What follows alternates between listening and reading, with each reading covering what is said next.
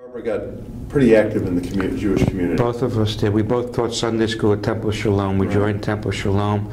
We were members there for 30 years until she passed away. But I was Brotherhood president. I served on the board. We did every committee there was, and we taught Sunday school. We taught the adult B'nai Bar and Bar Mitzvah for many years, and very, very attached. And she was on the national board of WR, Women Reform Judaism, twice. And how have you seen the Jewish community grow in the town?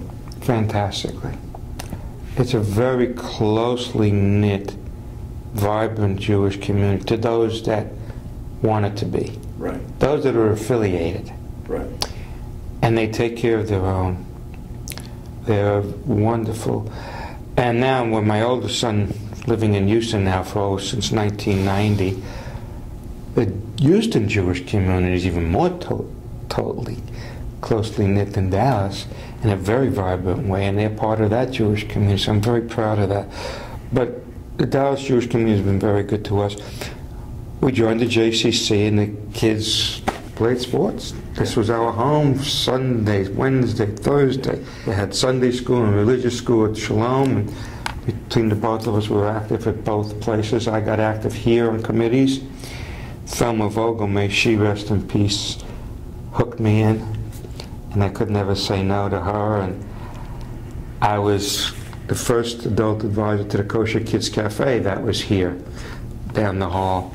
Every Sunday morning I'd go to Reichman's Kosher Deli and pick up the kosher meat that the kids would make sandwiches for and sell, and the proceeds went to the tween group. And the tween group used that for their programming. Yeah. So we got really active, and it was wonderful. So I volunteered at the Vogel Alcove. I was on the board with Thelma, the original Dallas Jewish Coalition for the Homeless. In 1975, there was task forces. And we decided from the task force to do something for the homeless and create a homeless family daycare center, because if you homeless, you didn't have an address, you couldn't put your children in daycare, how could you get a job? It was a vicious circle. Well, the Dallas Jewish Coalition had the foresight to do something about it, and now the Vogel Alcove has over about 150 children in a daycare center with from 6 months to pre-K, thriving, and that's why I volunteer 2 days a week. Marty, 1944, Brooklyn, New York. Yeah. Let's go back. Tell me about when you were just a little boy. We lived on New Lots Avenue over a cleaning store. And it was nice. We played in the alley. We played kick the can and stuff like that. Walked to school with our friends. It was a different world. And all the stores were on New Lots Avenue. The fruit store, we'd go get some green peas off the fruit stand and take a thing and munch on those. And the butcher was there, the candy store, the toy store, right along there. And that was our little shtetl. What did your parents do? My father was a millinery salesman for ladies' hats. He sold millinery novelties. He was a traveling salesman. My mom was a stay-at-home mom. And do you remember your grandparents at all? Sure do. Tell me about it. My grandfather lived not too far away. I used to walk there with my brother on Sundays for breakfast. And my grandmother, interesting, my grandparents on my mother's side were divorced. They worked in the ladies' belt factory, a garment workers union. And they each met other people. They got divorced, and my grandmother moved to California with her new husband, and my grandfather stayed here. But we still were in touch, and she would come back to New York and visit and stay with us. But she could not read or write, but she could count money like anything. She worked in the ladies' belt factory. Now, she couldn't read or write because she was from Russia. Okay, from Russia. They came when my parents were born in 1960 and 1917 here in America. Yeah. So they were here before then. So, but she was feisty. At that time, they went through that whole social reforms back in the 30s. Right. And they were very part of that in the garment workers. Did she have a special newspaper she was able to read? Well, my other grandmother on the Mintz side, she read the Forwards. Right. It was a Jewish newspaper in Yiddish. I believe it was written in Yiddish of world events and current events, and locally. Right. It was a very big paper in New York City. And I remember on Shabbos, they'd wash the floor and put the newspapers down. Yeah. I couldn't understand that, how they would, the newsprint would keep the floor clean. Yeah. She was a dressmaker. She was a widow. My father was, his father died when he was only about 12. And they went through some very hard times, but my grandmother had a sewing machine in the house, and I remember it was a treadle machine. I wish we kept it. Where'd you go to high school? I actually went to Brooklyn Technical High School. Uh-huh. It was a special high school, what you might call a magnet high school here. But we lived in Queens. And you had to take an exam to get in, and it was a technical school, math, science, and engineering. Mm-hmm. And I traveled 2 hours each way on the subway, which to this day I feel was a terrible mistake, because it was an all-boys high school, totally deprived me of my high school socialization, but it gave me a career, because my father died when I was a senior, and I had to go out and work. So I started as a junior draftsman that I had learned at Brooklyn Tech. Wow, wow. So after high school then... I went to work. You went right And I went to night school. I went to night school for 14 years. I was a slow learner. Got married after that, had 2 kids, and still went to college. And finally in 1976 I got my bachelor's degree. Wow. Both kids were there, and it was nice. But it wasn't in engineering or architecture. I started out in that and changed to sociology. But it never made my career in sociology either. But it was good, and it helped me get along with people. Now, where did you meet your wife? At Queens College, an evening school at Queens College. She was 18 and I was 19. And we got married 2 years later. And then where'd you guys settle down? We settled in Flushing, had an apartment in Flushing, and traveled on the subway to work. And then when my oldest son was born, we bought a house on Eastern Long Island and moved out to Long Island and raised the kids in Long Island until the economy soured. So, and she was a stay-at-home mom. I worked on Long Island. I had gotten a job on Long Island as a production draftsman in a structural engineering office, going to school at night. Now, what year was this? Oh, goodness, my son was born in 1969. 1969, I got a job on Long Island, worked for a wonderful small consulting engineer with family. Years ago, where your work became family. Yeah. And they treated you like family. It was so different. The economy was so different. And she was a stay-at-home mom. Yeah. And I was a draftsman. I was their production draftsman for structural engineering. And I was going for school for architecture at New York Tech on Long Island. And they would let me take classes that weren't given at night. They let me take the structural design class during the day and come from the office, go to school, and come back.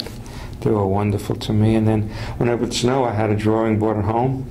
I would take work home and work at home before the telecommunications, before computers. Yeah. I drew on the drawing board at home in the spare bedroom while we were in 3 feet of snow outside. But then the economy soured. And that was in 1976. I was finally out of work. I was out of work for 6 months. But I graduated and tried to find a job. And Barbara went back to work. And I was Mr. Mom for 6 months. And what did she do? She always works for dentists, and she managed a dental practice. Mm-hmm. She was the woman you paid up front. Yeah. And then she stayed working. And then when I finally found a job, it wasn't very well paid, and we had some tough times, but we did it. And what brought you to Dallas? We went via Monroe, Louisiana. Newsday, the Long Island newspaper, had an ad, come work in the Sun Belt, structural production man needed. And at that time, Barbara typed my resume, and we joked about it. Louisiana, it didn't say where. Come work in the land of hunting and fishing. I said, I'm not a hunter and fisher, but they're asking for a structural production guy. Let's give it a shot. We were on the balls of our tuchus. And the next week, a headhunter called me, and the following week, we were in Monroe, Louisiana for an interview. And is that a little bit of a culture shock? Yes and no. It was a wonderful Jewish community, very small. My wife wasn't moving unless there was a temple. It was a Reform synagogue, one of the oldest synagogues. They had just gotten a rabbi again, and she wasn't moving unless there was a synagogue or the kids could stay Jewish.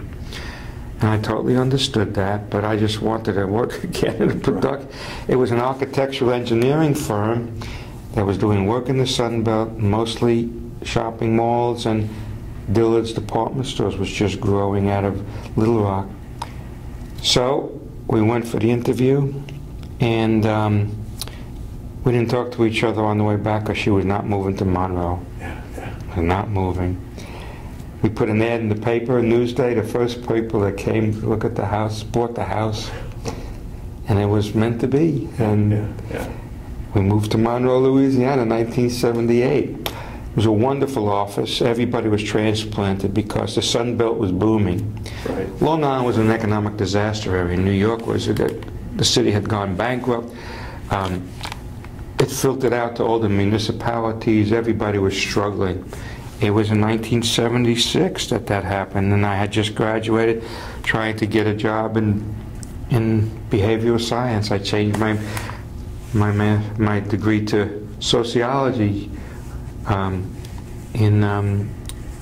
that time it was called personnel relations, not human relations. It was very difficult to get a job. I went back to work for a friend who had a contracting business on Long Island. And then this came up with the ad in the paper. I answered the ad, and lo and behold, 1978, we were in Monroe, Louisiana. Not Louisiana, it was Louisiana. You had two sons? 2 sons. And they were very flexible. They were 9 and 7. So it was an easy move for them? For them, not for my wife. Yeah. We were the only ones in the family that left. Yeah. And the family was very supportive. My father-in-law, who we were very close with, said, you have to go where you can make a living for your family. My mother said the same thing. My mother was a widow, and she had remarried, and her husband passed away, and she was raising 3 kids of her own, again, in a new family. But she said go, because I was very attached to family, both of us were. And we did. Now you had a brother and... Older brother's 4 years older than me. We're not very close. I have a total of 1 biological brother, 2 stepbrothers, and 1 stepsister. 1 stepsister. Now you're in Louisiana. Monroe, Louisiana, working for Ewart, Johns, Neal, Rivers, and Webb, architects and engineers. And how long did you guys stay there? A year and a half. The kids were at Henry S. Jacobs Union Camp in the Louisiana district. They went away to camp. We went to Dallas for fun. I opened the Yellow Pages. It was boomtown here in Dallas. Called, sent my resume. The next week we were back in Dallas again for an interview. Put a house up for sale. While the kids were in camp, I came home from camp. The house is for sale. We're moving. Oh, wow. They didn't want to go to camp anymore. They were afraid to go to camp. Afraid you'd move without them. So where'd you wind up in Dallas? We wound up in Richardson. It was a very difficult move. Monroe, they welcomed us with open arms. The Jewish community was just delighted to have a new young family. And we were raised conservative, so we were big shots in the Reform because the only temple was Reform. So we could teach Hebrew and Sunday school, and we dove right in. Yeah. Came to Dallas, and we were little fish in a big pond. They didn't... Yeah. But we joined Temple Shalom, and they welcomed us, and we started teaching Sunday school right away, put the kids in Sunday school, and became part of the Jewish community in Dallas. Mm-hmm. The job didn't work out very well, and we were very unhappy. You could walk across the street and get a job in that business at the time, right, in architectural engineering. And I was very fortunate to be blessed and was able to always have a living until the economy soured here. When the first one was the real estate bust, 90 was the oil and gas bust, right. And real estate and everything. And first, architects and engineers are the last to feel an economic turn down and the last to recover. I was out of work again, and I did a lot of things. I did contract drafting out of the house. Barbara was working. She worked as soon as we got back to Dallas. She couldn't stay at home here in Dallas. And she worked for a dentist. And we made it go, and the Jewish community was very supportive. And you told me Barbara got pretty active in the Jewish community. Both of us did. What was the happiest time in your life? I guess in the 80s, when we were productively working, the kids were growing, we both had decent jobs, we were active in the temple, we were making all kinds of new friends and new acquaintances and learning. The Dallas Jewish culture was very different from the conservative New York culture we were raised in, but there was that common thread of Judaism that bound you very tightly together. Right. Custom. And the boys traveling, they traveled on the Blumenthal Basketball League here at the JCC. And they would travel to Memphis, they would travel to Phoenix, they traveled to Atlanta through the JCC, and they would come back and, you know, Dad, we had Shabbat in Memphis, just like we have in Dallas. They do the same things we do. They realized that the Jewish tie was always there, and they stayed Jewish. Now, you and Barbara were married for 40 years? 40 years. She passed away. She got diagnosed with breast cancer in 1984. And we lived with that for 22 years. She survived, thanks to some wonderful doctors here in Dallas. And her main attitude and activity never allowed her to sit back and say, why me? We stayed active. She was sisterhood president twice at Shalom. She taught adults and kids all that time. She worked full time. And then she was on the national board of WR, Women Reform Judaism, twice. And I was very active in Brotherhood and Temple and teaching and committees. And we just had a very active life. And in between, we went to the doctor. And now another Barbara has come into your life. Which is just, God has been so good to me. I have a very strong belief. We joke, I have Barbara 1 and Barbara 2. And when Barbara passed away, I just wanted to die. And life was over. Rabbi Jakovsky, may he rest in peace, he was my soul. We were very close. Barbara was very close with him because he was Union Reform Jewish District was our leading rabbi, and she did a lot of programming with Jake. And he said to me, you're very selfish if you want to die. You have family and children and people that need you. How could you do that? And he set me straight, and the best thing he did for me. You have to work through your grief, and God helps you. God is wonderful. I have a very strong faith in God. And he brought me another Barbara. So in that time, I had to search real hard. It was very difficult to go to temple without her. I was very active, and at that time we had a rabbi change. And I was on the search committee at Temple Shalom, and I was active in many committees, and that was the most difficult committee I had ever served on at Temple, choosing a new rabbi. And it came to pass that it just wasn't right for me.